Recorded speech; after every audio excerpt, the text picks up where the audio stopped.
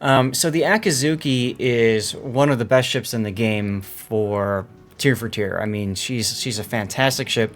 The Japanese gunboat line is the line you want to grind up so that you can reset the line and regrind it again.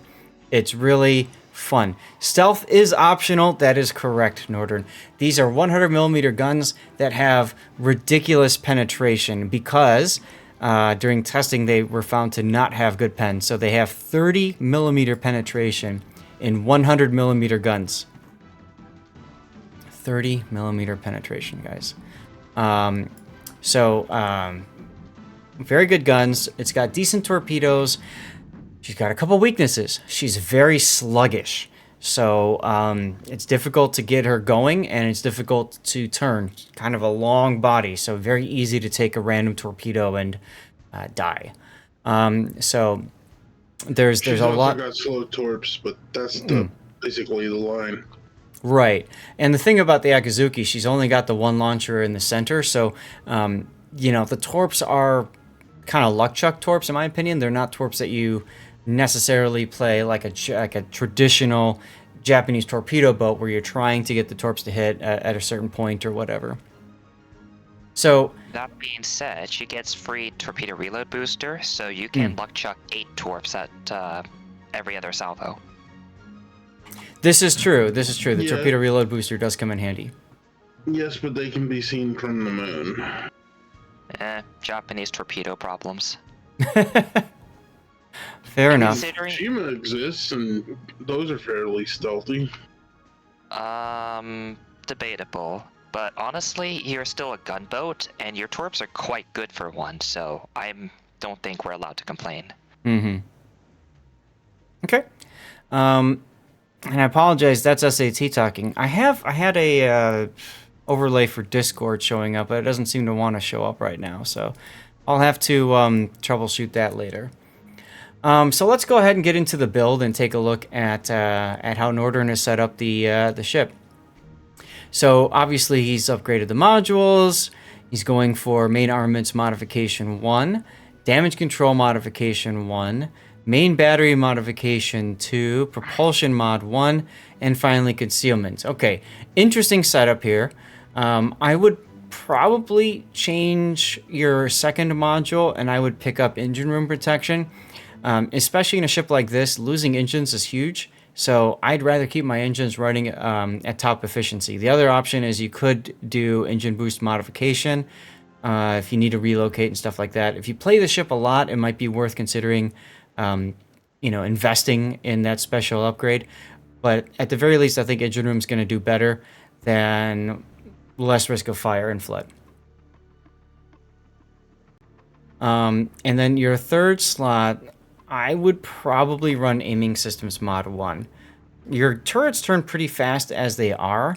Unless you like to play up close and personal knife fighting, you're probably not going to see much of a benefit from main battery mod 2. Whereas aiming systems will help you at medium range when it comes to shooting other destroyers and actually hitting them. Did I miss anything, guys? Yeah, I think I looked a bit ahead, as I always do. I think he really hates the turret traverse on this ship, judging by this mod and the captain skill. And I don't think it's that bad. No. So okay. You probably just have to get used to this type of turret traverse. Mm-hmm. Okay. Northern says you changed to that. Okay. Yeah, for a gunboat like Akizuki, you really want the improved aiming system. Mm-hmm. Yeah, I would think so. Now this actually comes in really handy when it comes to, if you don't run IFHE, hitting ships in areas that you can penetrate. Now, what that means is for battleships specifically, hitting the bow or stern plating of most battleships is under 30 millimeter of armor. There's a few that are 32 all around, but the ones that have thicker armor in the center typically have weaker armor at the extremities or hitting the superstructure. Either way, aiming systems helps you be more accurate with hitting those particular parts of the ship. Okay. Nordern, if you're still here, is this a special captain? It's a 10-pointer. Are you running, for example, Yamamoto, or do you have one of the Suzuki brothers? Or is it a standard? So it's a standard. Okay. All right. So for this, you've got grease the gears, you've got extra heavy ammunition, you've got main battery and anti-air specialist, and you've got fearless brawler. So you're playing this kind of like a French destroyer. I personally dislike this build. I don't think this is a good idea. I don't like extra heavy ammunition. I don't find myself, when I play the Akizuki or Kitakaze, I don't find myself switching to AP that often. I guess in a destroyer knife fight you could, but a lot of times in a destroyer knife fight, I'm just focusing on dodging incoming fire and my ship's positioning and, hitting them back. So I don't think that extra heavy ammunition is that helpful. We kind of talked about grease the gears not being that necessary either. Mabas is okay. The problem with Mabas is it's not the first one I would take. It's like the last one I would take. Adrenaline Rush is always a good choice instead. It will give you, I think, a bigger overall impact midway through the game. And then I would definitely not take Fearless Brawler. Yes, it helps your main battery. But this is good on a ship where you're going to engage at very long ranges, long enough to where you can, dodge incoming enemy fire. So I wouldn't take Fearless Brawler on this either. Let me walk you through a 10-point build. This is what I call my core build, okay? A core build is something that I do in almost every ship of a certain class because it just works. For Destroyer, my core build is typically you start with preventative maintenance. I don't want to lose modules. So I don't want damage to engines, and that goes along with going back to the engine room protection. I don't want to lose my rudder. I don't want to lose my main battery, and I don't want to lose my torpedoes, right? So preventative maintenance helps with all that.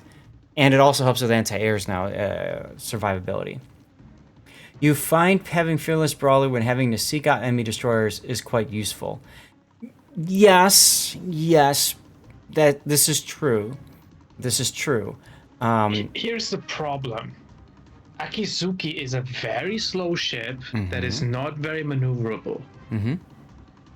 If you try to open water shoot in this ship, yes, you can deal out a lot of damage into the enemy destroyer.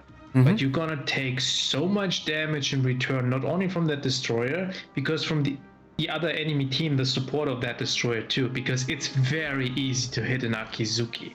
Like, you go 33 knots. It's, what we like to say, it's situational. And the situation I think Nordern is saying is when he's going after a ship that's probably mid towards the late game, I can understand that. That being said, I don't know. It only works against super isolated ships. Correct. So anyway, getting back to the core build, preventative maintenance. After preventative maintenance, I almost always do last stand in a destroyer. Again, engine and rudder, you don't want to lose it, and if you do, you want it to still be able to maneuver. You still want to be able to do things. Okay? And then I typically go to Survivability Expert. Survivability Expert gives you more hit points, and I would absolutely want more hit points on any destroyer. It allows you to take more damage. It allows you to survive longer, etc., etc. And then the last point I almost always do is going to be Concealment Expert. Okay? Concealment is king for any destroyer. What is your concealment right now? This takes you down to 6.10. You are not running Concealment Expert. You do have the Concealment module, so you are at 6.8 kilometer. It's terrible. So that extra 0.7 of a kilometer, the extra 700 meters, is huge, actually, because at the top tier, especially if you're playing against a tier 9 or 10 ship, you have a lot of ships there that are right around 6 kilometer. Okay, so what that means is if you bump into those, you're bumping into each other at relatively the same time. You and the enemy destroyer have about the same reaction time between each other. However, if you're not running Concealment Expert and you're at 6.78, that means that you will get detected buy a destroyer that's around 6 even, and they will have that extra time necessary to adjust. That means they can turn. That means they can get their guns and torpedoes on you. That means they can activate consumables like smoke, etc., right? That gives them a huge advantage in that one-on-one fight you were just talking about. So but they can just run because you're not chasing it down in Akizuki with 33 knots. right, but that's what I'm saying. You're giving the enemy the initiative. They can decide what to do. You don't want that. You want to run into them, and when you run into them and they're going together or something like this, right? You have the advantage because you just burnt them down to nothingness, because that's what you do with your guns. So my recommendation is you start with this for your 10-pointer.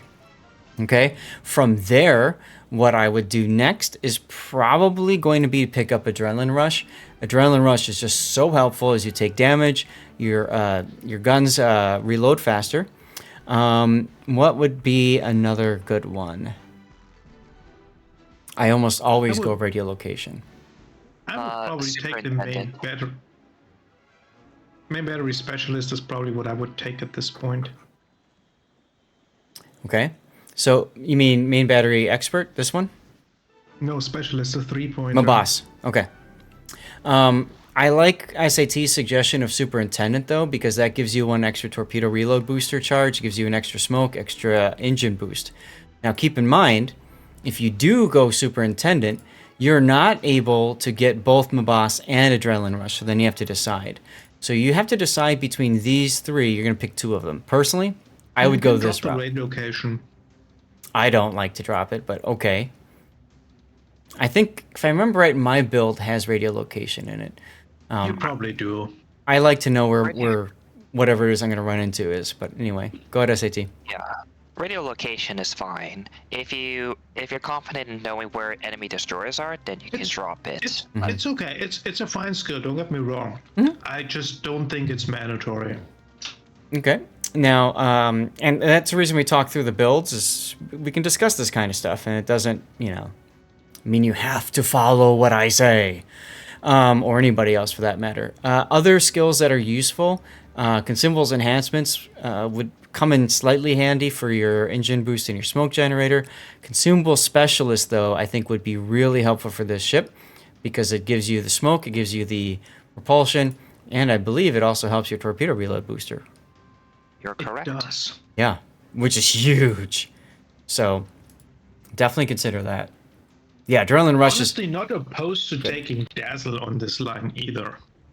If you're not going to run radio location, Dazzle is also an option. Because you're gonna get spotted because your concealment isn't the best. And then you make it harder for the enemy to hit you, and you get a little bit of a speed boost that might help you close the gap to actually find it.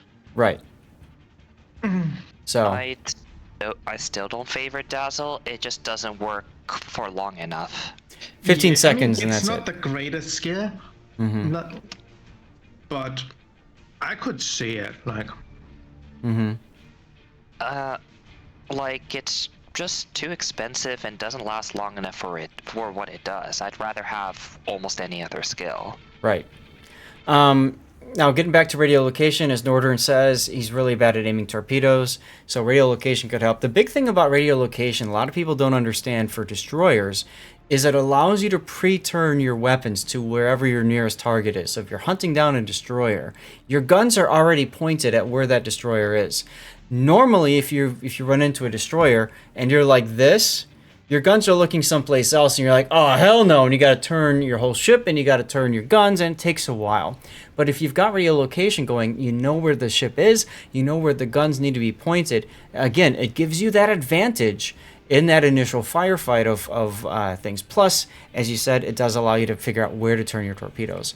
So this is probably the build that I would settle on myself personally for an Akizuki, Hitakaze, and Harugumo, I guess you could also say. But if the turrets turn faster than a fidget spinner, yes, that's true. But as you notice, we can drop both turret traverses and not worry about it, right? We can drop both of them, and with the help of radio location, the turret traverse is not important anymore. I understand what you're saying. Like, you can. Isn't the Oh, turret traverse still like, what, 9 seconds? 10 seconds? well, let's take a look at that. Your 180-degree turn time is 11.2 seconds without what you had. So you had this. That takes it down to 9.8. And then you had this, which takes it down to 8.5. It saves you what? That's really weird. I didn't even know that was such a weird number base. Yeah. Well, I think isn't there a slight... No. Okay. But, I mean, you know, Yeah, 11 with to the 8 radio point... Go ahead. with the radio location, as you said, turret traverse is not too important because you should already be set up for where the nearest enemy destroyer is. I mean, I get it. 11.2 isn't great, but it's not the worst either. Like, there's a lot of destroyer lines that have that type of turret traverse too, where you can get used to it. Like,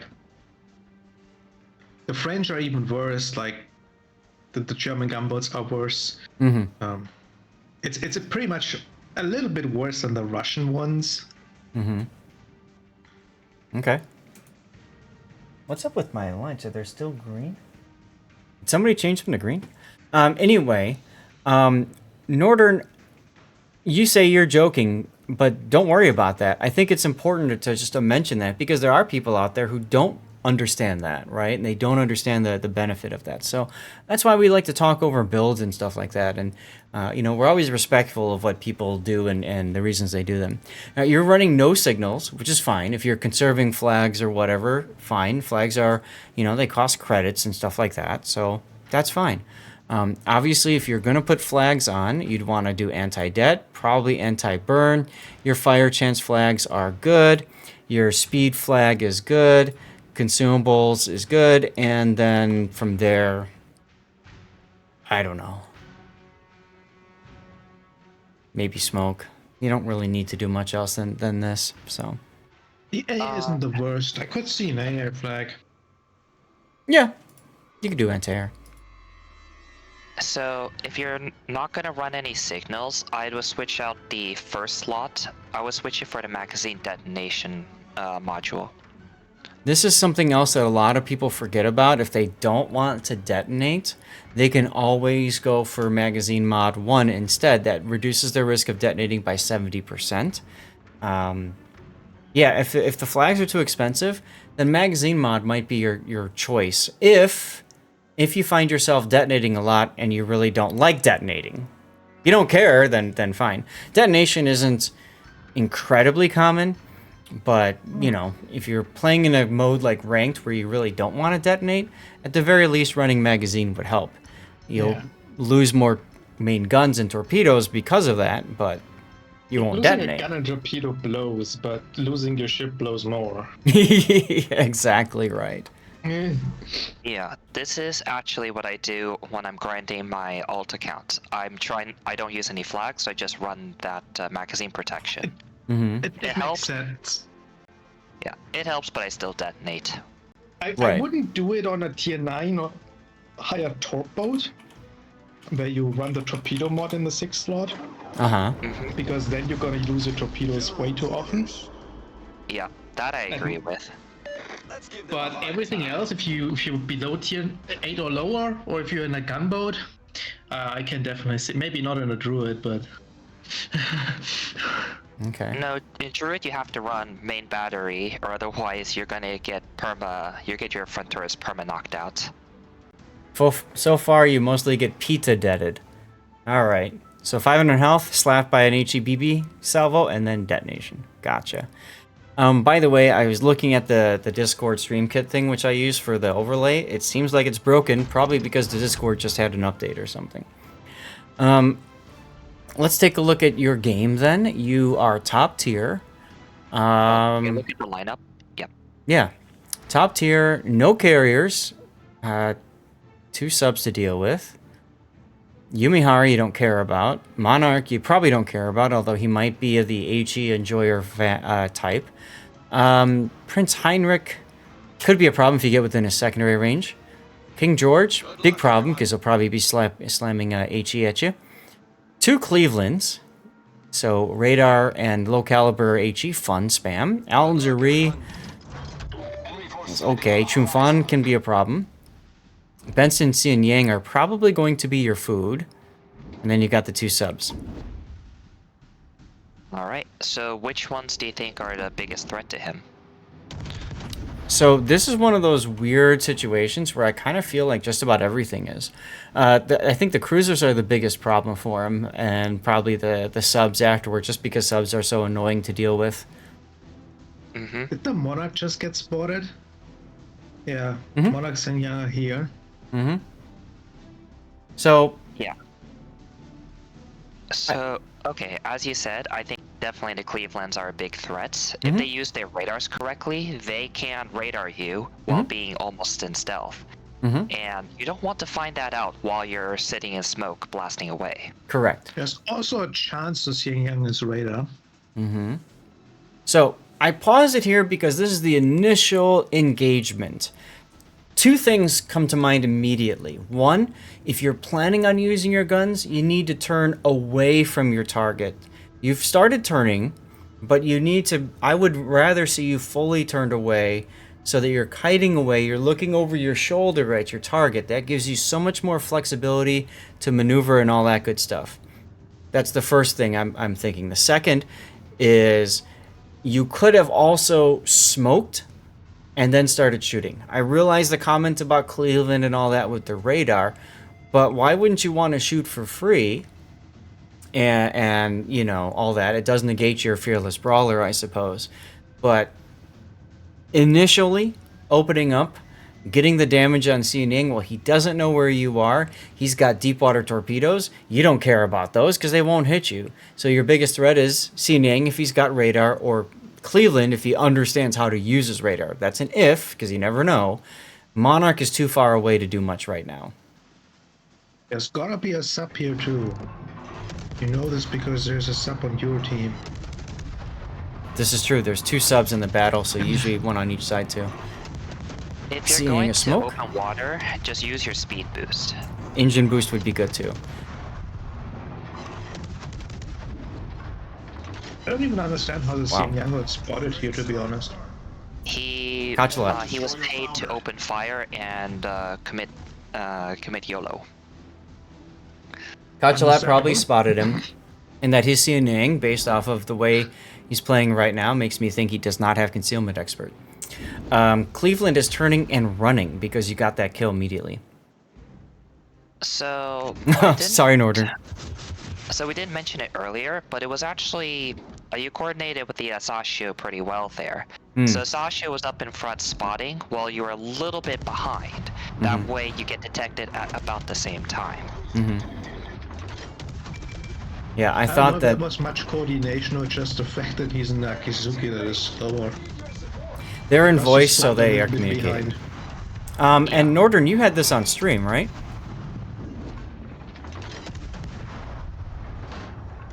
Udine was spotted. So yeah, keep doing that when you're in the div. You have the spotting destroyer in front, and then your Akizuki follows about 1 kilometer behind.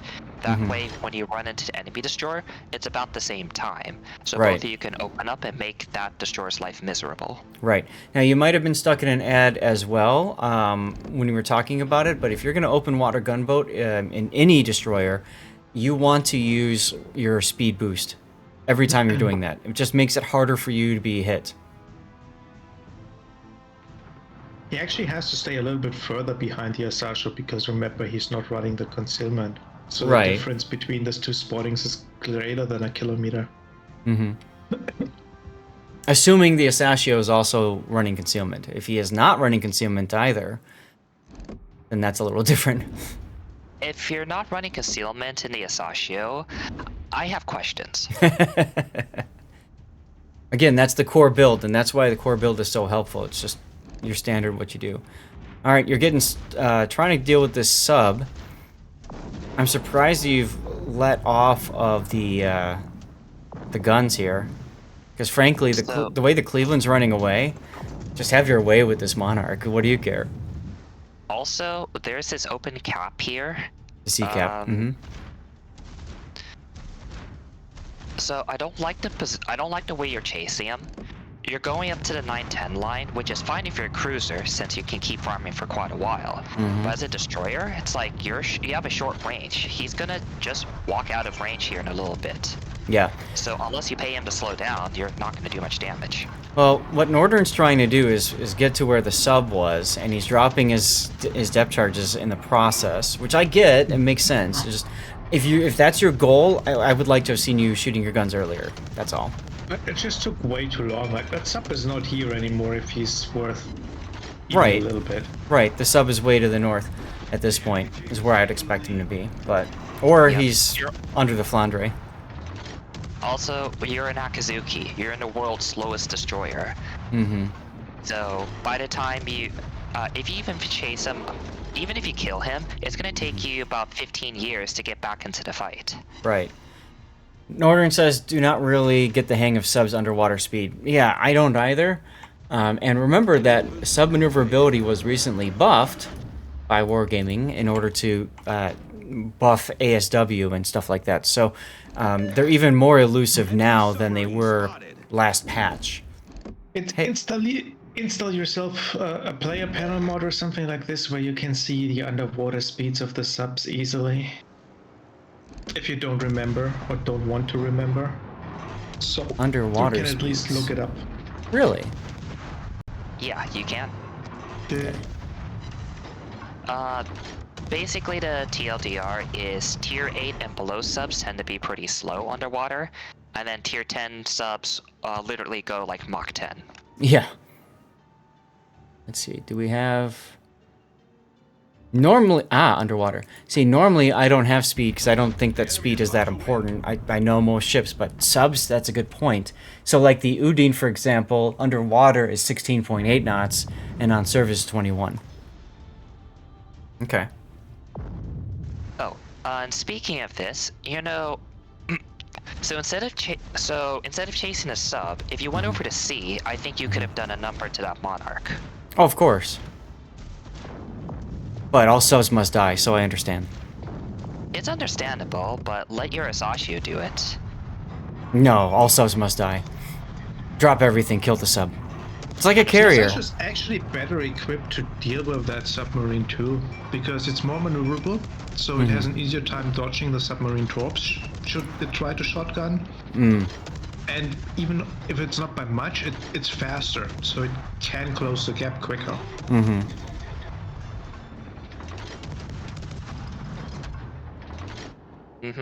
Wouldn't it be funny if the deep water torpedoes in the Asashio actually hit submarines? That would be nice. It'd be nice, and I wish Wargaming would just make that little change. Allow deep water torps to hit subs. No, I don't blame you, Norden, for having that tunnel vision. Like, why not? You know, sub, kill, go for it. But Yeah, you have to be careful in that in a destroyer because your situational awareness is your most important tool. And since you're out of position for a few minutes, you've let the enemy literally almost take C for free. Monarch is going to die, but it's going to take a lot longer. And that few minutes it's going to take means you're not going to rotate to A and B as quick. Look at what's going on. The enemy's already taken A and B, and they're starting to overrun the rest of your team. Yep. Now, real quick, I paused it here because this is a really good opportunity for you to stop. The Monarch is your only threat, so there's probably no reason to stop. But if this is a cap that you don't know how many enemies are at or whatever, stopping here, you can use this island to block vision and you can shoot for free. So I always look for these kinds of opportunities, especially in a ship like the Akizuki. Yes, you can open water gunboat, but I don't want to. I want to gunboat in whatever is an unfair engagement. That means I'm in smoke and shooting for free, or I'm behind an island and shooting for free. Note that both of those negates the use of Fearless Brawler. So, just putting that out there. I think that's why you didn't stop. Also, your Asashio, why is he opening fire? That is a good question. Yeah, one of Asashio's biggest threats is stealth. And giving you away the position for your puny Asashio guns is probably not worth it. Yeah, your div mate, like, your div mate should really just be focusing on spotting and letting your guns do the work. Absolutely. Or his Coming back torpedoes, to what I too. wanted to say is like, I think you should have honestly, like, one of your destroyers should have gone in this cap the moment their Xian Yang died. Like, you could have had this cap like for like a solid 5 minutes now. You only have 95 points. And yeah, you're getting in danger of getting pointed out. Like, if you had this cap, you'd accumulated some points, and there would be less pressure on you. Did you fat finger the smoke? It looked like he wanted to stop and shoot for free for a bit, but then his buddy went behind an island and he lost spotting, so then he just came out anyway. Yeah, you have to be careful when using smoke. That's literally your main damage farming tool and your escape tool. So now, once you kill the Monarch, you'll have about a minute of downtime where enemies, if you run to the enemy, then it's you don't have anything to escape with. And that goes back to my comment earlier when I paused it and said that was a good spot to stop, right? Instead of using smoke, if you really wanted to shoot something for free, you just stop there and use the island. Oh, look, Asashio did the thing. Also, It's actually just crazy. Like, just think about for a moment where this monarch actually died and what happened in this game, how he got there. It's kind of ridiculous. It's a random battle, Grunty. yeah, and also since you're so far down on ships, your Asashio needs to focus on HP management. Like 4K, there's still a Benson and a U-69, and you don't know what their health is. Well, kinda. That's how it's done. Big O, no, this is TheNordern's replay, who's just right above you on the chat. So Benson comes in, guns blazing, and wants to die. That's very nice of him. You should oblige him in this. Very polite. Yeah, very polite. There you go. The Chumfon, though, is a big threat. So, stop here, because you're not spotted. This is where you wish you had smoke. Or just stop, because you're not spotted. The island is actually blocking vision, so just stop. You're good. You're good. That's kind of an odd island, though. It's so flat, you think it would stop you. You think you would still get spotted, but You would think, but hey, that's what saved him right here, right? Boom. Enemy cruiser sunk. Remember that vision is based off of a certain arbitrary point, which is typically the top point of the mast, although every ship model is a little bit different in the game. And it's based off of the point on the enemy, right? So can I see you? You can see me. And then it's based off of the height of whatever island you're looking at. So at that point, this here, and maybe even this here, was high enough to block that vision of your top point from the enemy. So look for those opportunities and then abuse them. That's what you do in this ship. Speaking of abusing, you could have actually used that island behind you. Yeah, instead of the smoke. Same deal. We've destroyed an enemy battleship. Now, Like, when you're in a gunboat like this, always look to use islands to your advantage. They allow you to conserve smokes, which is invaluable for open water farming. absolutely, or running away and disengaging if you need to. Well, that's why you're talking about open water farming, so you can run away. It's really nice of the enemy team to charge 1-on-1 and get themselves killed, by the way. Yeah. Yeah. Well, it happens in randoms. You're winning by a lot, so hey, let's win harder and then die. We didn't talk about it, but I do want to mention a lot of controversy discussion comes up with commander builds, specifically around the use of IFHE on this ship. I didn't mention it when we talked about your commander skills, but I want to mention it right now, Nordern, just in case it comes up and you're thinking about using it or not. IFHE allows you to penetrate 32 millimeters of armor. You penetrate 30 right now.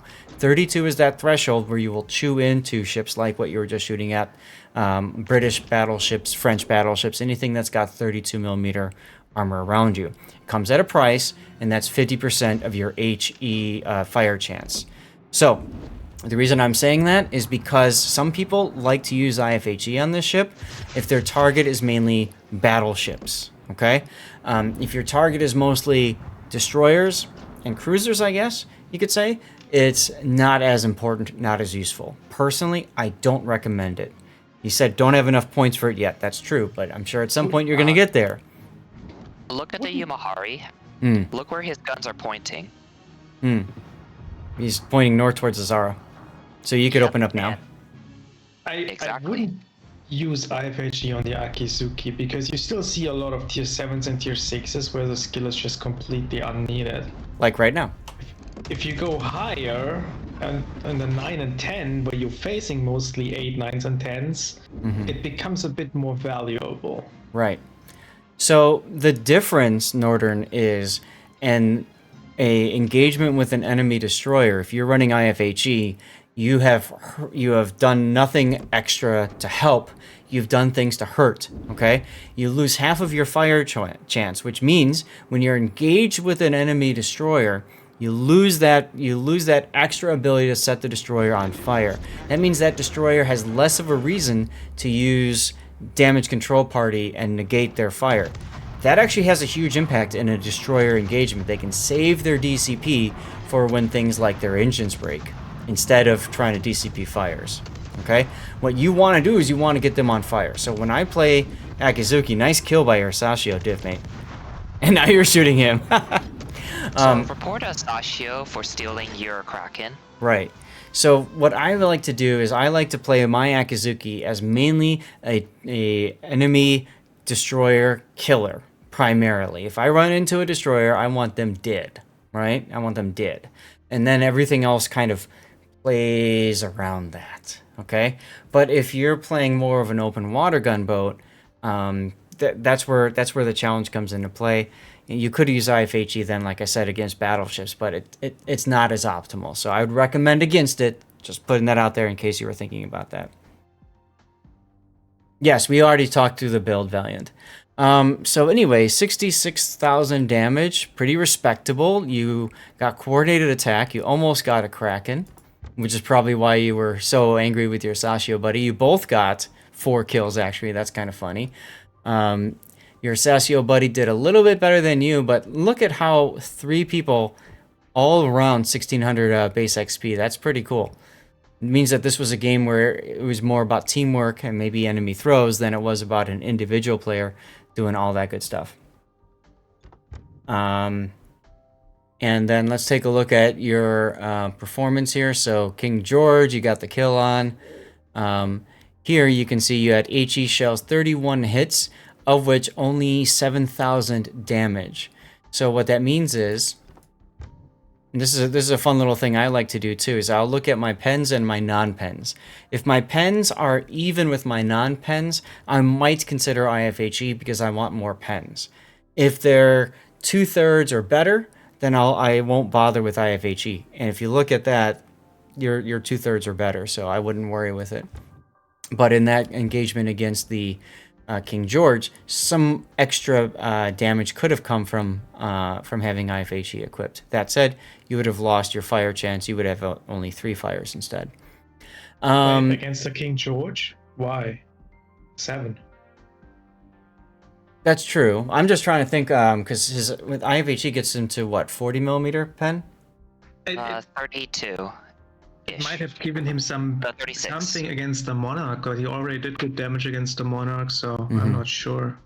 Yeah. So in that I case, really don't like it on the tier 8. Like the usage you get is so narrow. right. And that's kind of what I'm trying to point out here. It goes back to, again, with your build, Northern, having aiming systems.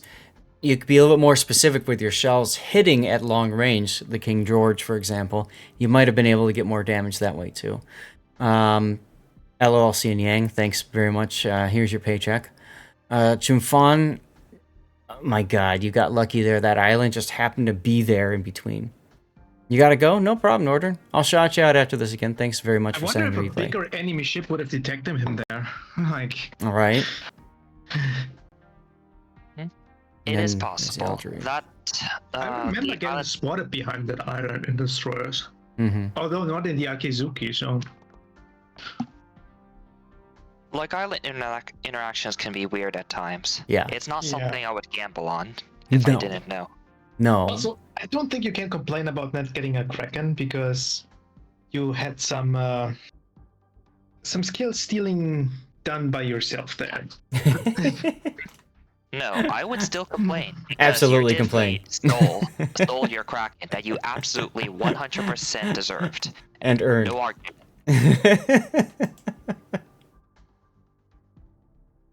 Still, getting 8 out of the 12 kills in that game is very good. Yeah. Yeah, especially since you spawned on the side, right, and had to go all the way over again. Yep. So let's try to go back and recap the replay render here. So initial engagement, turn away from your target before you open guns if you can. Engine boost if you're going to open water in a destroyer and you're not planning on using smoke. Oh my god. The Cleveland radared as soon as he was detected. Maybe Cleveland should send in his own replay. I'll tell you what, that means Cleveland probably Couldn't the wasn't CNN using concealment expert. Is the Xing Yang opening up on the Zara there? Hard to tell. Looks like it. So, this is what we call paid actors. And unfortunately, this is kind of common at the mid tiers. It is. It's also why I like to talk about the, why we do replay analysis and stuff, and we try to highlight stuff like that, so people watching know not to do it. All right, Udine Right spotted. here, someone should have gone into C-Cap already. It could have been the sub, it could have been you. Probably not the Asashio because he can go after the submarine here. To be honest, I'm looking at the mini map and I'm seeing 2 ships south of sea. I'm thinking, okay, one of them's gonna get it. But what's that? One is a Duke of York. He's probably not going in. The other one is Cleveland. I think so. And Cleveland could absolutely go in. What's he afraid I mean, of? on the other hand, like if you look at it, like you want to go in a better position anyway, right? I don't hate the Akizuki going in here because you kind of want to cut them off and get over. Like if you're chasing around in your slow ship, it just takes so much longer to get back. Like even if you keep shooting here and you kill those 2 ships, you're so far out of position by that time they're dead. Might as well go right in the cap now. I absolutely agree with you. I'm just saying, if he's thinking, I want to go and support the kill on the sub, okay, fine. And you might also be thinking someone else is going to get the cap. We know it's a mistake to think that someone else is going to do anything and expect any kind of teamwork in this game, but, unless they're in voice with you and communicating. The problem is who is actually in position to take the cap. Duke of York and the Cleveland don't have any interest. The Flounder is a battleship; he's not going to do it. And Cachalot's going to chase their sub. It's really you're in the best position to take the cap. Absolutely, but he didn't. So we'll move on. Here's the part where he could have been using his guns more on the Monarch and chose not to. Oh, look, the Cleveland radared again. That's cute. Nope, at least he has radar. Oh wait, he... Yes. Grunt. That's exactly what I'm going to say, Grunty. At least he has radar. I've seen a non-zero amount of Clevelands with spotter plane. Oh yeah, team play. And to those Clevelands, I just want to have a talk. But the way that Cleveland played, very, very, shows a lack of confidence. Meanwhile, your Cleveland is turning around at C-Cap and running and being gunned down for free by a Chumfon. Imagine if he used radar. Oh well. With a lot of newer players coming into the game, unfortunately, I'm not too surprised that a lot of players don't have a understanding of their consumables. So, in fact, the replay theater becomes even more important because, hey, we could show them, hey, this is where you could have improved. This is how you could have used radar to your advantage, and you would have had a much better game. Yeah, there's things you can learn. But, that's the cool thing. This is all about learning opportunities, So, gonna go ahead and shout out TheNordern again, since he is a fellow streamer. And you said he plays World of Tanks? He does World of Warships. I thought I could have sworn he was playing War Thunder when I caught him last year.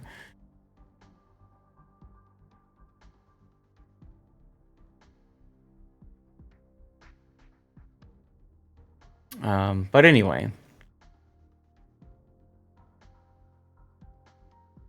Not much else to talk about here. You were mentioning the Yumihare's turrets looking away, so I can understand that too. Yep, that's more advanced tactics. Mm-hmm. Absolutely it is. So this is Akizuki on Hotspot. What are we going to call this one?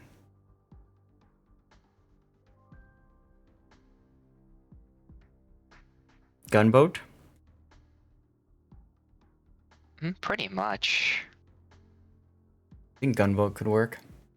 If y'all think of a different name over on YouTube or Twitch, feel free to share. But thanks again, Nordern, for saying the replay in. We're going to go ahead and go to our Be Right Back screen.